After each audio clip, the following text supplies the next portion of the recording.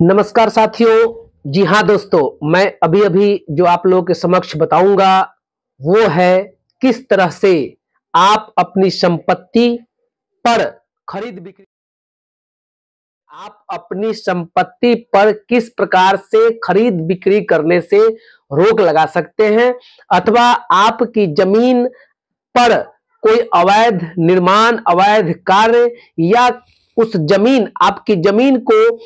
दखल कब्जा करने के उद्देश्य से किया गया कोई कार्य पर किस तरह से आप रोक लगा सकते हैं। इसलिए यदि आपकी जमीन है उस पर सिविल सूट, टाइटल सूट अथवा पार्टीशन सूट सिविल न्यायालय में लंबित है और बाद लंबित है और बावजूद इसके आपके विरोधी, प्रतिवादी, आपके दुश्मन यदि उस जमीन को बेच देना चाहते हैं या फिर उस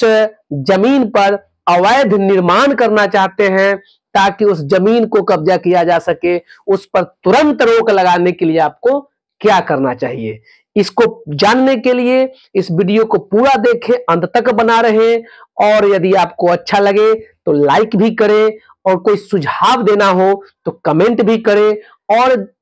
किसी भी प्रकार के आपराधिक और दीवानी संबंधित मुकदमों के बारे में जानना हो तो इसके लिए भी आप कमेंट करके हमसे पूछ सकते हैं, मुझसे पूछ सकते हैं या फिर मेरे व्हाट्सएप नंबर पर मैसेज कर सकते हैं। तो दोस्तों, एक वर्तमान परिवेश मिलता है, सुनने के लिए मिलता है कि आपकी जमीन है, आपका कोई भाई बंधु, पटीदार या फिर कोई नाते रिश्तेदार उसको बेच देता है, वो भी तब जब उस पर आप अपने अधिकार के लिए, आप अपना हकियत के लिए, आप अपना हिस्सा के लिए सिविल सूट सिविल न्यायालय में दायर कर रखे हुए होते हैं। तब दोस्तों क्या कर सकते हैं, उस परिस्थिति में कर क्या सकते हैं यदि आपको डर सता रहा है, क्योंकि न्यायालय का प्रक्रिया है तो उस दरमियान जो विरोधी होते हैं, जो बेईमान तत्व के लोग होते हैं, जो असामाजिक तत्व के लोग होते हैं, उनका हमेशा प्रयास होता है कि मुकदमा चलने के दरमियान ही उस जमीन को किसी तरह से बेच दे और मोटा रकम वसूल ले और वह निकल जाए और आप जो है आप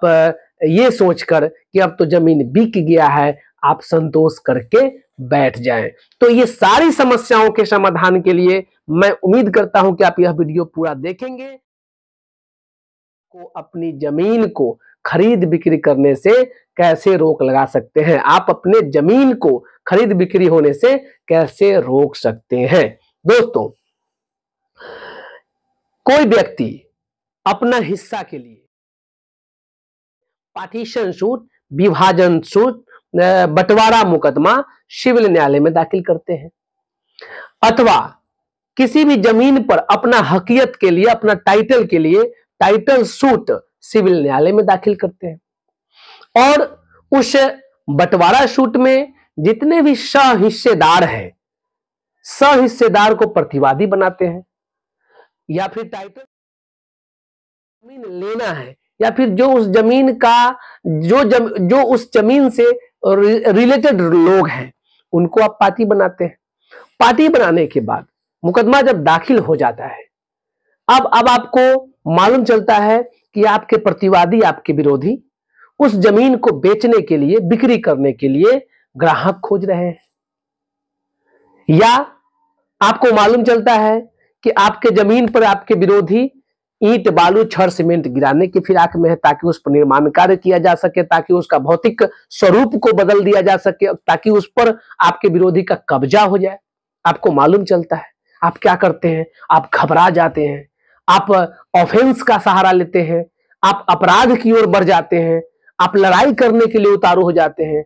तो दोस्तों, ये सब ना करें, हमेशा शांति का मार्ग पर चले, शांति के मार्ग को अपनाएं, घटना ना करे, अपराध ना करे, अपराधी ना बने। तो दोस्तों, आपको करना क्या चाहिए, आप अपने अधिवक्ता महोदय से मिले। वे अधिवक्ता महोदय जो आपके मुकदमा को लड़ रहे हैं, जो आपके सिविल सूट को लड़ रहे हैं, टाइटल सूट अथवा पार्टीशन सूट को लड़ रहे हैं, उनसे मिले और ऑर्डर 39 रूल 1 व्यवहार प्रक्रिया संहिता के तहत ऑर्डर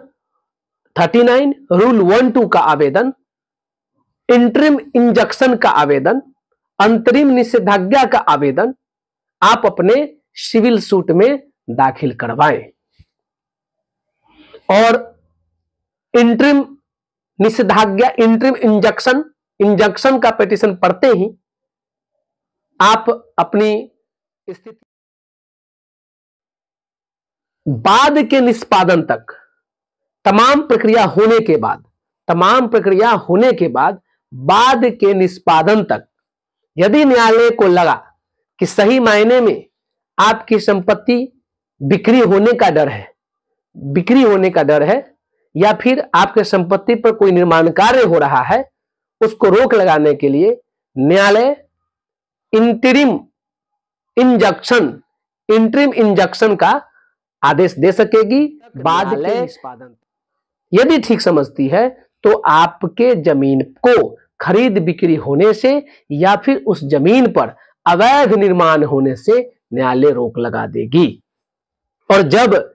न्यायालय एक बार बाद के निष्पादन तक खरीद बिक्री से या उस जमीन पर अवैध निर्माण से रोक लगा देती है, तब आपका जमीन निष्पादन होने तक, बाद के निष्पादन तक न कोई बेच सकेगा और न ही उस पर कोई निर्माण कार्य हो सकेगा। तो दोस्तों, order 39 rule 1-2 of the CPC के तहत आप अपने सिविल सूट में अपनी जमीन को खरीद बिक्री होने से और उस पर अवैध निर्माण कार्य होने से रोक लगवा सकते हैं न्यायालय से। इतना ही के साथ मैं यह वीडियो को समाप्त करूंगा जो मैं देख रहा हूं। इसलिए दोस्तों, आज के लिए इतना ही। फिर जमीनी संबंधित और भी समस्याएं जो मुझे ठीक लगेगा, जो आप लोगों के द्वारा पूछा जाएगा, वह मैं आप लोगों को बताने का हर संभव प्रयास करता रहूंगा। तब तक के लिए धन्यवाद, नमस्कार।